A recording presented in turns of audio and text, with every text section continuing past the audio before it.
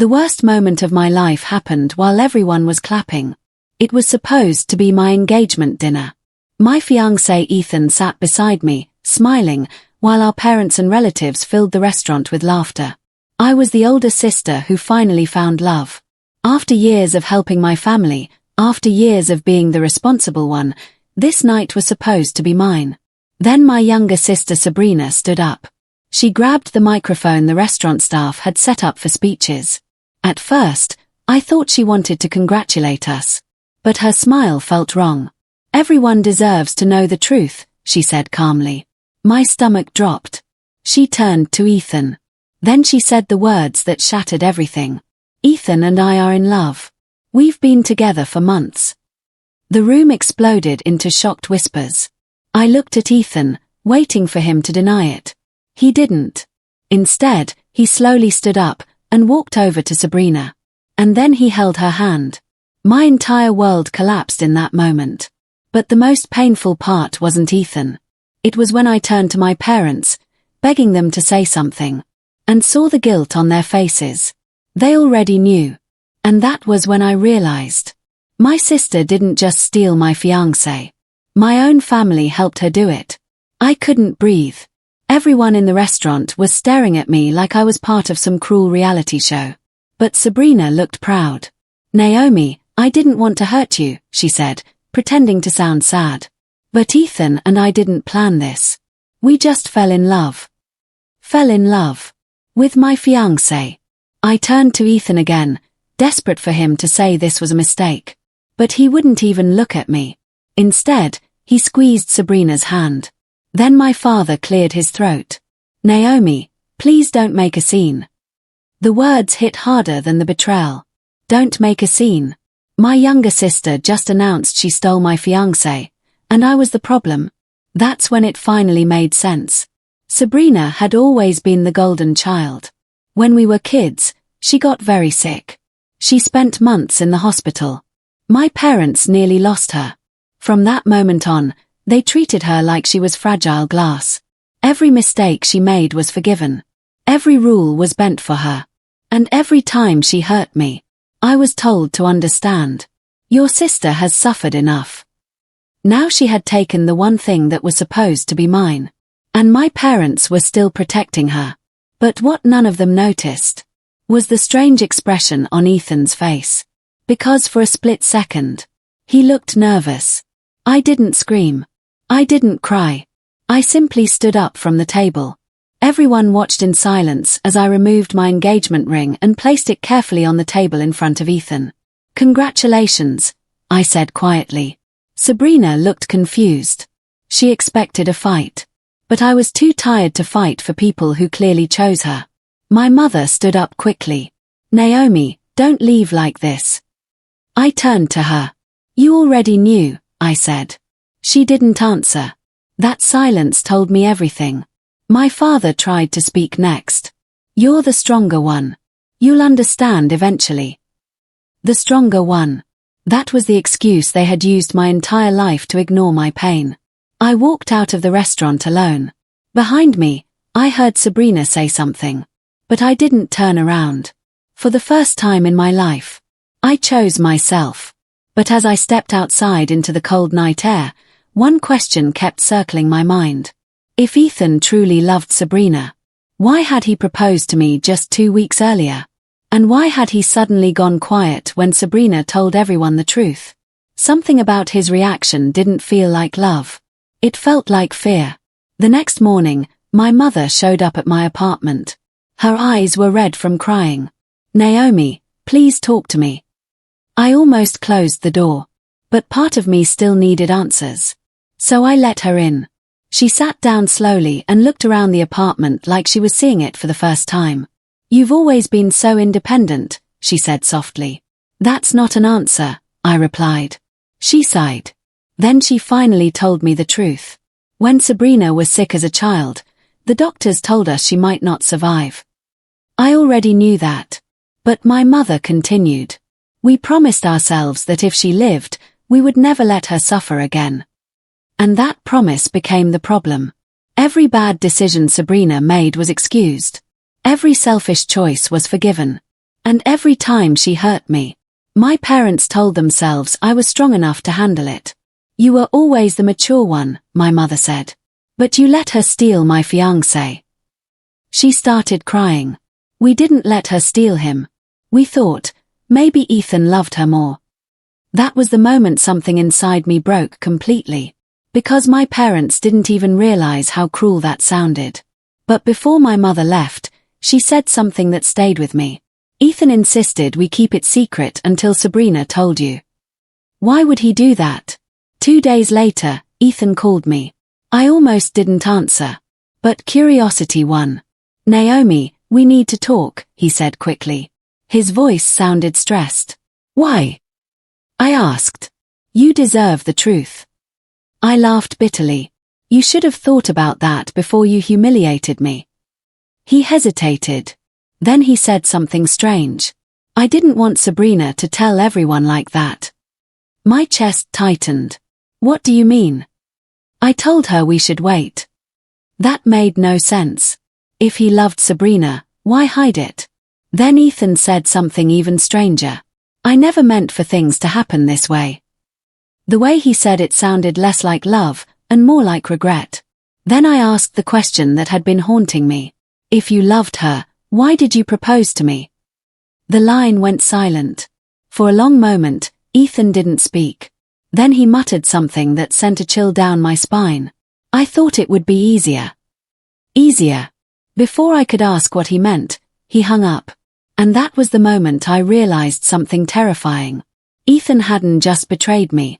He was hiding something. Something big.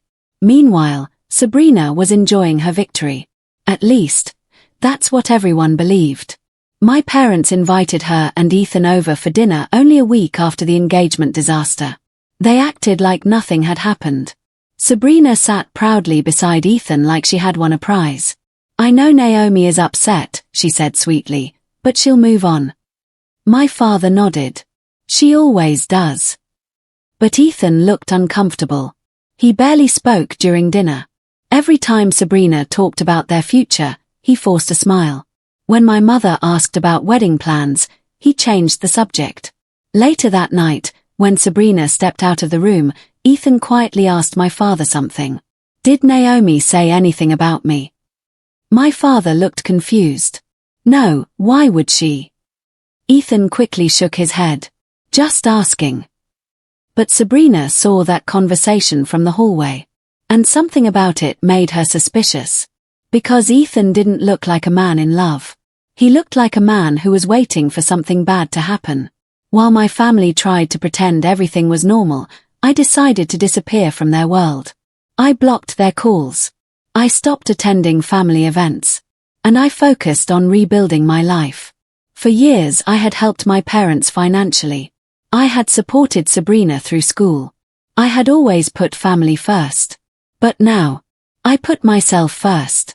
I threw myself into work. Within months, my career began growing faster than I expected. A promotion turned into a leadership role. For the first time in my life, I felt free. But my success created a new problem. Because Sabrina started hearing about it. Relatives began mentioning my achievements during family gatherings. She's doing very well, an aunt said one evening. Sabrina smiled politely. But inside, jealousy burned. She had always believed she was the one destined for the better life. After all, she had taken Naomi's fiancé. But one night, curiosity got the better of her. So she searched my name online. And what she discovered shocked her. Because I had become far more successful than she ever expected. And suddenly, stealing my fiancé didn't feel like enough anymore. Sabrina began paying closer attention to Ethan. At first, it was small things. He was always on his phone. He avoided talking about money. And he never seemed excited when she talked about their future. One night she asked him directly, "Are you happy with me?" Ethan forced a smile. "Of course." But the answer felt rehearsed. Then Sabrina made a comment that made Ethan tense immediately. "Naomi is doing really well now."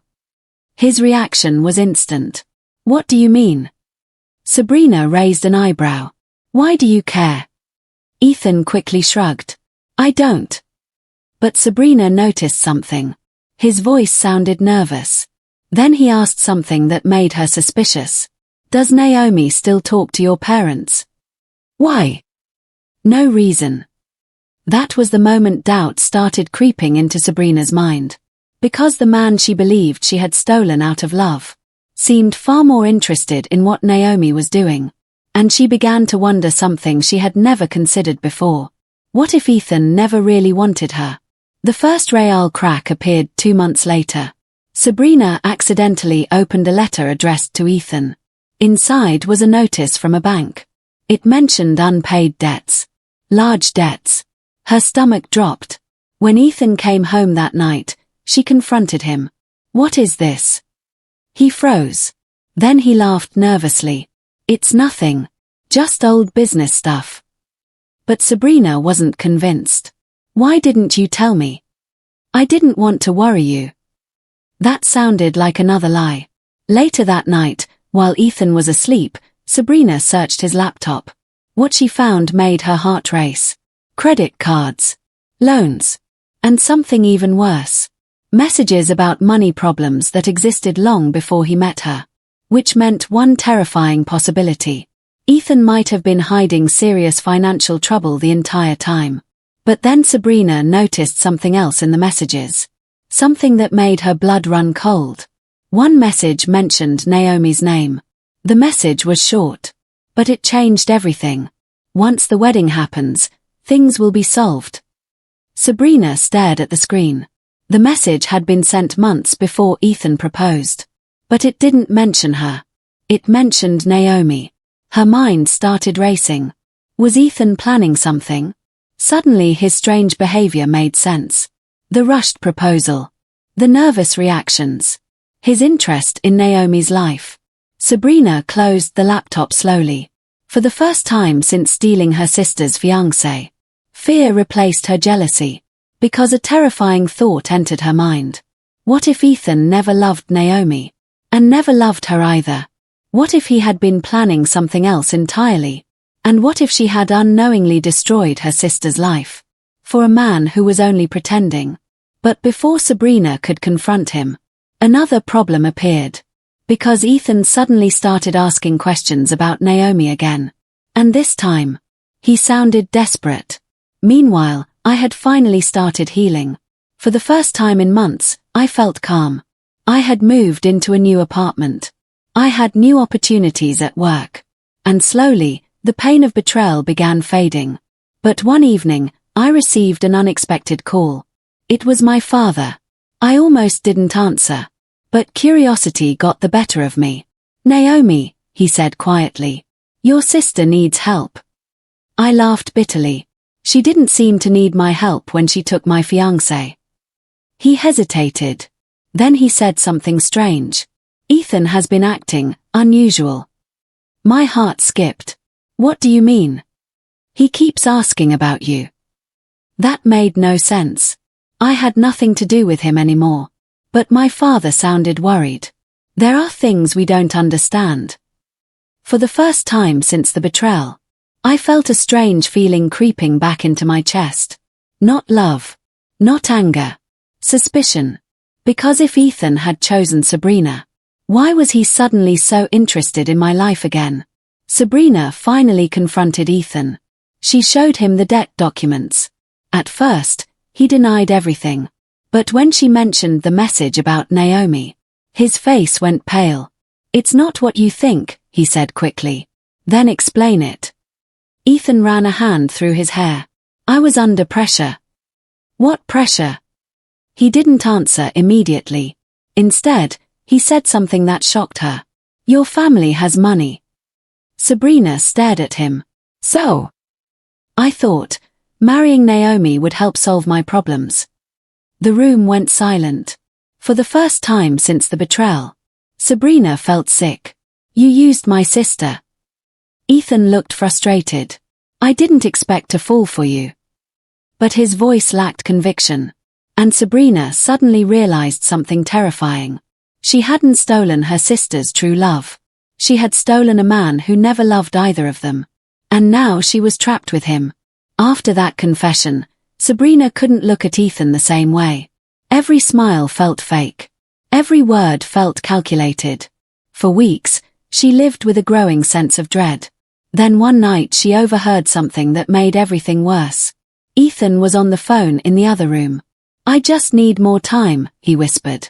Sabrina moved closer to the door. "You promised the debt would be paid after the wedding." Her heart stopped. The wedding? Which one? Then Ethan said something that made her freeze. "I can still fix this, if Naomi agrees to help." Naomi. Sabrina stepped into the room. Ethan spun around, terrified. "Why are you talking about my sister?" she demanded. For a moment, he had no answer. And that silence told her everything. Because suddenly she realized something horrifying. Her sister had walked away and rebuilt her life. But Sabrina had tied herself to a man whose lies were only just beginning to unravel. And the worst part, she had destroyed her relationship with Naomi. For someone who might soon lose everything. I didn't expect Sabrina to contact me. But one evening, my phone lit up with her name. For a moment, I just stared at it. The last time I saw my sister, she was holding my fiancé's hand while announcing their love in front of everyone. Now she was calling me. I almost ignored it. But curiosity won. Her voice sounded different. Smaller. "Naomi, I need to talk to you." The silence between us was heavy. Finally I asked, "Did Ethan lie to you too?" She didn't answer right away. Then she whispered something I never expected to hear. "I think he was planning to marry you for money." I closed my eyes. Part of me wasn't even surprised. But the next thing she said made my chest tighten. "I didn't know," she said quietly. "I thought he loved me." For the first time since everything happened, I heard something real in her voice. Regret. But regret didn't erase betrayal. "You made your choice," I said calmly. "I know," she replied. "And I think I ruined my life." Then she said something that made my heart race. "I found something else on his laptop." Something worse. Sabrina came to see me the next day. Seeing her again felt strange. She looked tired, and older somehow. For the first time in her life, my younger sister didn't look like the confident golden child. She looked scared. She handed me printed documents, emails, financial records, and a conversation Ethan had with someone named Greg. One message stood out. "Once I marry Naomi, her parents will trust me. That's when everything changes." I felt my stomach twist. Another message followed. "Her sister is easier to manipulate though." Sabrina stared at the table when I read that line. "I think I made his plan easier," she whispered. The room was silent. For the first time since the betrayal, the truth was becoming clear. Ethan hadn't been choosing between two sisters. He had been calculating. Using both of us. But then Sabrina pointed to another message. This one made my blood run cold. "After the wedding, access to the family business will solve the debt problem." I looked at her slowly. "Our family business?" She nodded. That's what he wanted. Suddenly everything made sense. But the more we uncovered, the more dangerous Ethan's lies looked. When our parents learned the truth, they were shocked. For years they believed Ethan was the perfect man. Now they realized they had welcomed a stranger into our family. But what hurt them most wasn't Ethan's manipulation. It was realizing how their favoritism created the situation. My father sat quietly in the living room. "I thought protecting Sabrina was the right thing," he said slowly. "But we stopped protecting you." It was the first time he had ever admitted it. My mother cried openly. "We made you carry the pain because we believed you were strong." I didn't know how to respond. Part of me wanted to forgive them. Another part still felt broken. But before we could continue the conversation, Sabrina's phone rang. It was Ethan. She answered on speaker. His voice sounded angry. "Why were you in my laptop?" The room went silent. Then Sabrina said something that shocked all of us. "Because I finally realized you were lying." There was a pause on the line. Then Ethan said something that made everyone freeze. "You don't understand how serious this is." After that call, Ethan started panicking. Sabrina noticed his behavior changing quickly. He began coming home late. He deleted messages.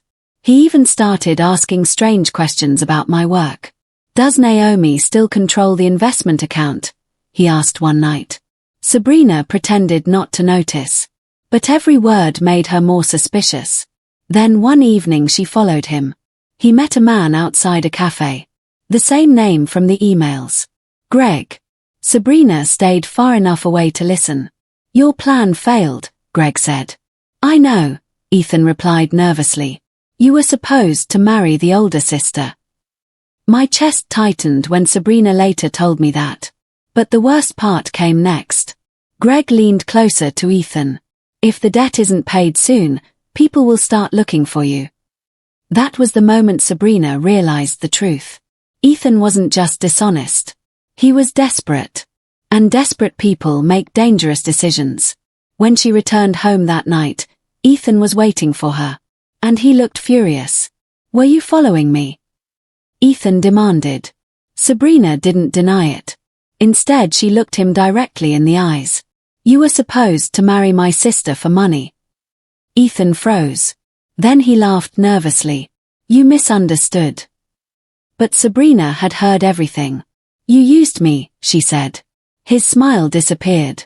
For a moment, Ethan didn't speak. Then his voice turned cold. "I did what I had to do." The honesty shocked her. "You destroyed my family," she whispered. Ethan shrugged. "That wasn't my problem." That was the moment Sabrina finally understood what Naomi had seen months earlier. This man didn't love anyone. Not her.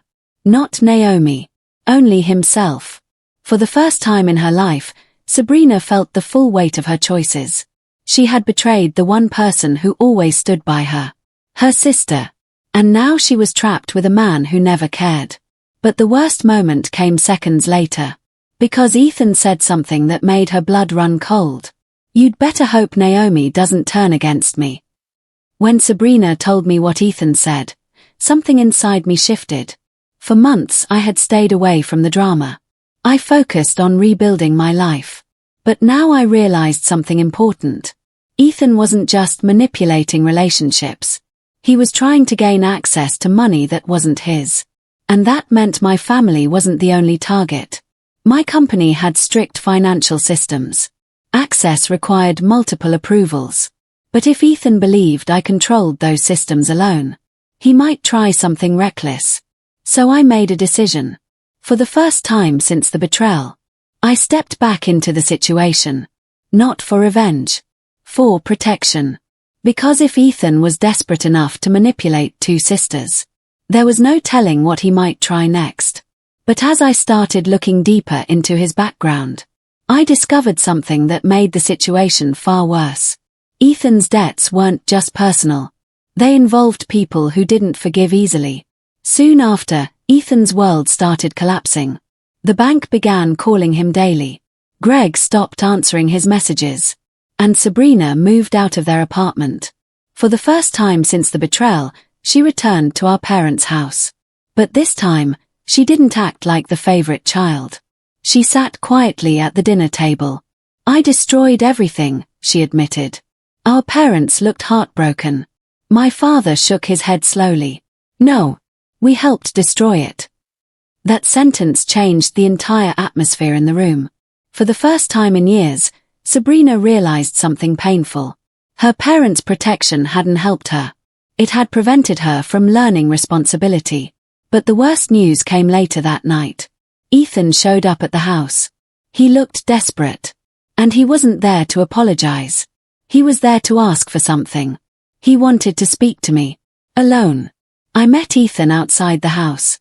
Seeing him again felt strange. He looked nothing like the confident man who once proposed to me. His clothes were wrinkled. His eyes were tired. "Naomi, please listen," he said quickly. I crossed my arms. "You've said enough lies." He shook his head. "I can fix this." That sentence made me laugh. "You destroyed everything." But Ethan leaned closer. "I just need your help." I knew what was coming. "You want money." He didn't deny it. My debts are temporary, he insisted. If you help me, I can rebuild. I stared at him quietly. For months, he believed I was the easiest person to manipulate. But now the power had shifted. I'm not responsible for your choices, I said calmly. His face hardened. You're making a mistake. Then he said something that made the situation even darker. If I go down, other people might go down with me. A week later, everything finally exploded. Authorities began investigating financial fraud connected to Ethan's debts. The people he owed money to had reported suspicious transactions. Suddenly, the confident manipulator became the center of a serious investigation. My parents watched the news in disbelief. Sabrina sat silently beside them. I thought stealing him meant winning, she said quietly. But I lost everything. For the first time, my younger sister truly understood the damage her jealousy caused. She had lost trust. She had lost her relationship with me. And she had almost destroyed our family. But the final twist hadn't happened yet. Because during the investigation, the authorities discovered something shocking. Something even Ethan didn't expect. A document connected his original financial plan directly to the night he proposed to me. And when Sabrina saw that document, she froze. The document was part of the investigation report. It revealed something chilling. Ethan had already signed agreements with his creditors months before my engagement. The agreement gave him one option to clear his debt: marriage into wealth. My name was written clearly in the plan. Sabrina read the page twice. Her hands started shaking. This was planned before he even met me, she whispered. That realization crushed her. She didn't steal a love story. She walked into a calculated trap. But the document contained another detail that made everything worse. Ethan's plan required access to financial authority inside the family business. And according to his notes, he believed that authority belonged to me. That's when Sabrina finally understood the full truth. Ethan had never chosen between two sisters. He had simply followed the path he believed would give him money faster. And now that his plan was exposed, everything in his life was about to collapse. Sabrina came to see me again. This time, she didn't pretend. She didn't defend herself. She simply sat across from me with tears in her eyes. I thought I won, she said quietly. But all I did was destroy the one person who always loved me. I didn't speak. She continued. You were always protecting me, even when I hurt you. That was the truth she had ignored for years. She had spent her life believing she deserved everything. But now she understood the cost. I wish I could undo it, she whispered. For a long moment, the room stayed silent. Then I said something she didn't expect. You can't undo the past. Her shoulders dropped. But you can choose who you become next. For the first time since everything happened, Sabrina nodded slowly. But even that moment of honesty came with another twist. Because the investigation reached its final stage. And Ethan's fate was about to be decided. Months later, Ethan's schemes completely collapsed. The investigation proved his financial manipulation and fraudulent plans. He lost his job. He lost his reputation. And the people he once tried to impress no longer answered his calls. Meanwhile, my family slowly began rebuilding the truth they ignored for years. My parents finally admitted something painful. Their favoritism didn't protect Sabrina. It damaged both of their daughters. Sabrina started therapy and focused on rebuilding her life honestly. Our relationship didn't magically heal overnight. But for the first time, it started with honesty instead of jealousy. As for me, I moved forward stronger than ever. Losing my fiancé felt like the worst moment of my life. But it saved me from a future built on lies. And that's the lesson I want everyone hearing this story to remember. Sometimes betrayal feels like the end of everything. But in reality, it's protecting you from future breakdown. Don't be afraid to face your setbacks because they will trigger your worth and reveal your potentials. Sometimes the greatest revenge isn't fighting back. It's simply walking away and building a better life so strong that betrayal can't destroy it. And that's exactly what I did. Before I end, I leave you with this. A favoritism inside families destroys trust and creates lifelong wounds. A stealing someone else's happiness never leads to your own. A truth always reveals itself, no matter how carefully lies are hidden. And the people who betray you often end up facing the consequences of their own choices.